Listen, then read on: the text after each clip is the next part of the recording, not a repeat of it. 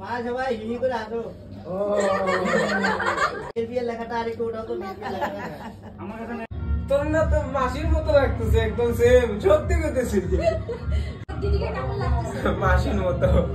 এটা কোথায় রিভিউ হলো? মাসির মতো। রিম্পা মাসি। মেকআপ আর্টিস্টের মতো সাজিয়ে দিয়েছি আমি।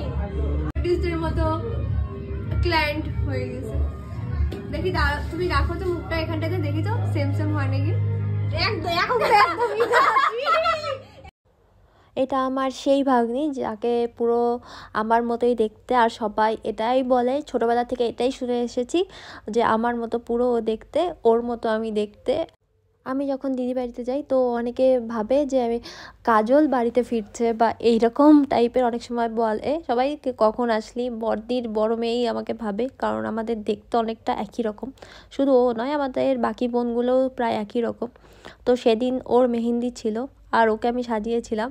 তো ফার্স্ট তোমরা রিভিউ শুনে নিলে, আর ওকে দেখতেও খুবই মিষ্টি লাগছিল। তোমরা অন্য লুকগুলোতেও অনেক ভালোবাসা দিয়েছো, আর এই মেহেন্দি লুকটাতে তোমাদের কেমন লাগছে সেটা অবশ্যই জানিও।